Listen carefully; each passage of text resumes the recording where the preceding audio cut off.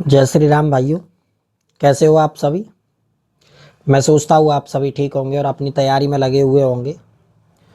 तो आज मेरा कोई भी आपको पढ़ाने का मोटिव नहीं है।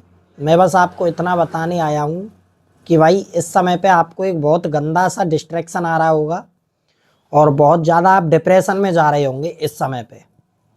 और अमूमन ये हर स्टूडेंट के साथ होता है। इस फेज पे आके स्टूडेंट को डिप्रेशन आने लगता है और वो डिप्रेशन सीधा ईगो से कनेक्ट होता है भाइयों। अगर आपने उस डिप्रेशन को हैंडल नहीं किया तो वो आपकी पूरी तैयारी को वेस्ट कर सकता है बहुत ही आसानी से। तो आपको करना क्या है, इसके लिए उस डिप्रेशन को, उसकी कमी को पकड़ो कि ये डिप्रेशन हमें आया क्यों और उस पर हमें करना है काम। इसके अतिरिक्त मैं आपको एक जानकारी और देना चाहता हूँ। आप सभी को अभी अपने अपने सिलेबस को पूरा करना है 30 जनवरी तक। किसी का कुछ रह रहा होगा, कोई 0% पे होगा, कोई लगभग 50% पे होगा, कोई किसी का 80% हो गया होगा और किसी ने पूरा भी कर लिया होगा। लेकिन अब आपको टेंशन लेने की कोई भी ज़रूरत नहीं है। आपको केवल अपने सिलेबस को ख़त्म करते हुए चलना है, समेटते हुए। जो 0% वाला है वो बिल्कुल ये ना सोचे कि मुझे अब 100% सिलेबस पढ़ना है। भाई अब कुछ नहीं हो सकता उसमें, लेकिन 0% वाला बच्चा 80% तक आसानी से जा सकता है, क्योंकि हर सब्जेक्ट में कोर चैप्टर्स होते हैं जो मेन मोटिव मार्क्स को रखते हैं और वो मार्क्स हमें आसानी से प्राप्त हो सकते हैं। आपको बता दूं, सेक्शन सी और सेक्शन डी जो आपके एग्जाम का आता है, बहुत ही आसान है उसको समझना और बहुत ही आसान है उन सवालों को गैस करना। बड़े सवाल बहुत आसानी से गैस किए जा सकते हैं, तो आपको बिल्कुल भी चिंतित नहीं होना है भाई। स्पेशली फिजिक्स के लिए मैं आपको निश्चिंत कर रहा हूं, जो बताऊंगा वही पेपर में आएगा, डेफिनेटली गारंटी के साथ कह रहा हूं। सेक्शन सी और सेक्शन डी फंसेगा ही फंसेगा पूरा का पूरा। अब आपको क्या करना है अपने एंड से, वो मेरी तरफ से आप सुन लो बस, फिर अपन अपनी वीडियो को रोकेंगे। आपको करना है सबसे पहले तो अपना एनालिसिस करो। एनालिसिस ऐसा होना चाहिए जिसमें आपको पता लगे कि मेरा ये चैप्टर कंप्लीट है, ये मेरा अधूरा है। अब तक पूरी साल आपने एनालिसिस नहीं किया तो अब करो। क्यों? क्योंकि हमें सक्सेस होना है, क्योंकि हमें मार्क्स गेन करने हैं और बहुत शॉर्ट ड्यूरेशन में हमें बहुत ज़्यादा काम करना है। अब यदि अब तक आप कभी भी 10 घंटे घर पे नहीं पढ़े तो मैं कहता हूं अब पढ़ना शुरू कर दो। 3 घंटे फिजिक्स पढ़ो, 3 घंटे केमिस्ट्री, 2 घंटे मैथ्स या बायोलॉजी और 1 घंटा इंग्लिश और 1 घंटा हिंदी देना ही पड़ेगा। इसके कारण आप आगे बढ़ सकते हो। और कोई आपके पास ऐसा कोई, किसी भी टीचर के पास कोई जादू की छड़ी नहीं होती कि सीधा घुमाया और सीधा आपको रिजल्ट मिल गया। देखो, आपको समझना पड़ेगा, आपको अपनी कमियां छांटनी पड़ेंगी।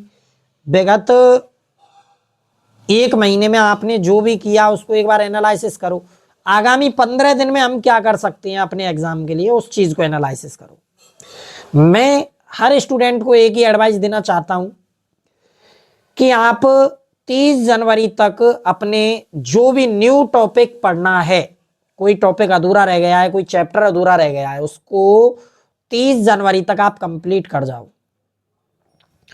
30 जनवरी के बाद till the date of exam हमें एक भी न्यू टॉपिक नहीं पढ़ना है। 30 जनवरी के बाद हमें केवल और केवल वही चीजें रिवाइज करनी है जो हमने 30 जनवरी तक पढ़ ली है। यानी हमारे पास यदि सिलेबस को कंप्लीट भी करना है तो केवल और केवल कितने दिन? 15 दिन, मोटा मोटा 15 दिन। 14 तारीख हो गई है। तो मेरा जो मेन उद्देश्य है कि आप अपनी एक तो 15 दिन के अंदर ऐसी स्ट्रेटेजी तैयार करो जिससे आपका रिजल्ट बेटर हो सके। कोई भी टीचर, कोई भी कोचिंग इंस्टीट्यूट, कोई भी anyone else, no one can distract you. कोई भी, और किसी को आप ब्लेम भी नहीं कर सकते, ये भी फिक्स है। आप ये नहीं कह सकते कि उस टीचर ने हमें नहीं पढ़ाया, भाई ठीक है, अब चाहे तो उसने पढ़ाया चाहे नहीं पढ़ाया, चाहे आपका कोर्स स्कूलों में कंप्लीट कराया गया या नहीं कराया गया, उससे आपके रिजल्ट पे इफेक्ट पड़ेगा। मेरी बात को समझो, आप टीचर को ब्लेम करके क्या साबित करना चाहते हो? उससे आपका रिजल्ट तो अच्छा होने वाला नहीं है। आप केवल और केवल अपने रिजल्ट के स्वयं लेखक हो। हर इंसान अपने भविष्य का स्वयं लेखक होता है और आपको भी अपना रिजल्ट स्वयं ही लिखना पड़ेगा। उसके लिए आपको करना क्या है, 15 दिन जी जान लगा के जितना पढ़ सकते हो उतना पढ़ जाओ। मैं दावा देता हूं, 0 से शुरू करोगे तो 15 दिन में 3-3 घंटे फिजिक्स पढ़ के आप 14 में से 10 चैप्टर आसानी से क्लियर कर जाओगे। और 10 चैप्टर सीधे सीधे 45 मार्क्स के हैं। 10 चैप्टर 45, अरे मैं कहता हूं 30 तो आप लाओगे। 74, कहां आप 0 पे बैठे हुए थे, कहां 74 मार्क्स तक आप पहुंच रहे हो। और फिजिक्स, केमिस्ट्री, बायोलॉजी, मैथ, ये जो भी सब्जेक्ट है इनमें 80 से ऊपर नंबर बहुत कम ही लोगों के आते हैं।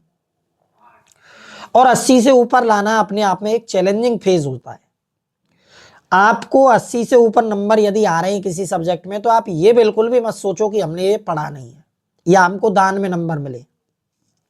कुछ टीचर्स हैं बताते हैं ऐसा कि यदि आपके बोर्ड्स में 85 मार्क्स है तो इसका मतलब आपका स्टैंडर्ड 65 का है। किसी हद तक ये बात सही भी है, क्योंकि बोर्ड्स वाले टीचर बिल्कुल लो लेवल से कॉपी को चेक कर देते हैं।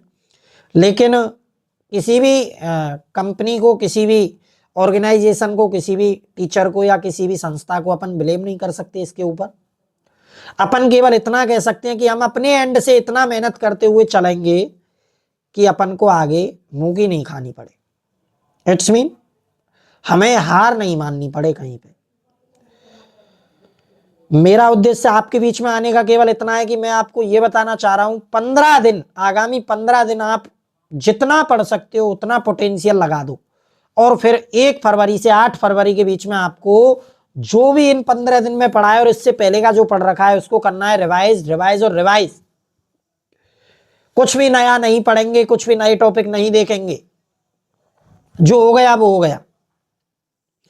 और 8 फरवरी से 13 फरवरी तक आपको सभी सब्जेक्ट को रख देना है, केवल और केवल एक सब्जेक्ट इंग्लिश को आपको पढ़ना है। क्यों? क्योंकि भाई 13 तारीख को इंग्लिश का पेपर है। फिर आपको, अब भाई देखो, बहुत लोग कहते हैं 5 दिन पढ़ाई छुड़वा दी तो पूरी साल क्या आपने झक मारी थी क्या? पूरी साल भी तो तैयारी करी है। वो ऐसा तो है नहीं कि 2 दिन में या 3 दिन में आप भूल जाओ उसे, ऐसा हो ही नहीं सकता। भाई अपनी पढ़ाई को टाई अप करते हुए चलो, हर सब्जेक्ट का बेटर एनालिसिस करो और 30 जनवरी तक का सभी गोल बना लो कि मुझे इतना करना है। सबको अपनी अपनी क्वालिटी पता है, सबको अपना अपना स्टैंडर्ड पता है और सबको ये भी पता है कि मैं कहाँ लाई कर रहा हूँ। मेरे 2 चैप्टर क्लियर है, मेरे 10 क्लियर है, मेरे 14 क्लियर है। तो भाइयों बस इतना ही कहूँगा, अपनी पढ़ाई को उस वे पे लेके जाओ कि लोग आपको ब्लेम करने से पहले सोचें कि यार मेहनत तो किया था। रिजल्ट कुछ भी हो, रिजल्ट अपने हाथ में नहीं होता, लेकिन मेहनत तो अपने हाथ में है ना। तो मेहनत इतना कर लेना, इतना मेहनत करना है कि लोग सोचें कि यार मेहनत तो किया था बंदे ने, रिजल्ट नहीं मिला वो अलग बात है। इसी उद्देश्य के बीच में आपके बीच आया हूं आज, और 1-2 दिन से स्वास्थ्य की खराबी के कारण लेक्चर रिकॉर्ड नहीं कर पा रहा हूं, लेकिन मैं ज़्यादा से ज़्यादा आपको बोर्ड एग्जाम से पहले देने का ट्राई करूंगा। कल अपन अपना लेक्चर डालेंगे 100%। थोड़ा आराम है अभी और कोई दिक्कत नहीं है, आप अपनी तैयारी को बरकरार रखिए। जितना पढ़ लिया है उसको रिवाइज करते रहिए। नया कुछ भी नहीं देखना है 30 जनवरी के बाद, इस बात को अपने दिमाग में रखिए। और मेरी शुभकामनाएं आप सभी के साथ है और आप सभी को मकर संक्रांति की हार्दिक शुभकामनाएं। लेकिन आपको इसमें एंजॉय नहीं करना है, क्योंकि आपके पास आखिरी साल है, जान लगा दो। Thank you very much. जय श्री राम।